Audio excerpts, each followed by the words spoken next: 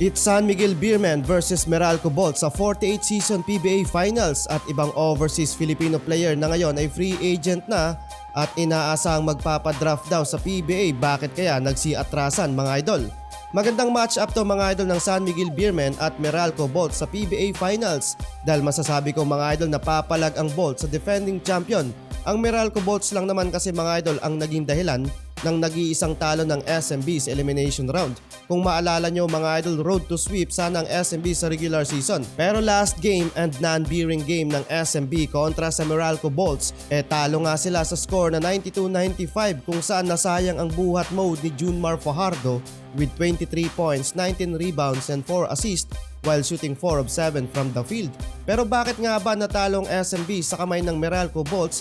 Gayong dikitan lang ang naging final score. Paldo kasi mga idol ang Meralco Bolts sa outside shooting kung saan nagtala sila ng 8 of 18 from downtown with 44% beyond the arc, while sa kabila naman ay kumana ang SMB ng 9 basket from 26 attempt of 3-pointer. Isa sa dapat nating abangan mga idol sina Chris Newsome, Bong Quinto at Alain Maliksi dahil mainit tong tatlo mga idol sa outside and perimeter shooting. Pero kung usapang 3-pointer mga idol, walang duda na kayang makounter to ni na CG Perez na may 40% 3-pointer at 50% from downtown naman para kay Don Troliano. Average yan nila mga idol sa 3-pointer ngayong season. Inamin nga mga idol ni Scottie Thompson na deserve talaga ng Meralco Bolts na makapasok sa finals ngayong conference. Nahirapan talaga sila mga idol sa offensive and defensive play ng Bolts, lalo't wala ang isa sa key player nila na si Jamie Balonzo, isa sa naging big problem ng Barangay Nebra sa kanilang campaign. Honestly mga idol at para sa aking opinion, kung sakali na Ginebra ang makakaharap ng SMB sa finals, baka ma-back-to-back sweep pa sila lalo't wala ngang Jamie Malonzo at masyadong mababaw ang second unit ng Gin Kings pag hindi naging effective yung first 5 ni Team Cone.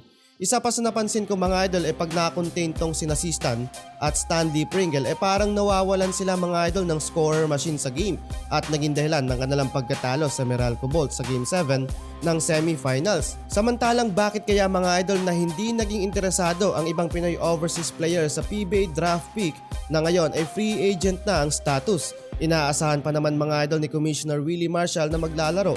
Halimbawa na lang sina Kai Soto at Ren Sabando sa liga.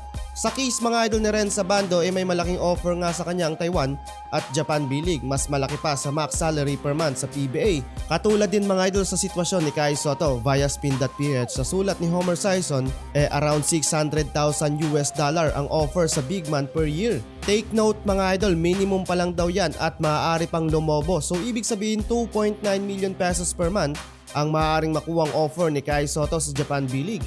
Walang-wala mga idol sa salary ng PBA, 200,000 pesos per month sa 1 year ni Kai sa PBA at 250,000 pesos naman pagka 2 years. And after niyang makumpleto ang rookie deal and contract sa liga maaaring pumalo siya sa max offer ng liga na nagkakalaga ng 420,000 pesos per month. Kaya malabong mag-PBA ang ibang Pinoy na may mataas na value ngayon sa market.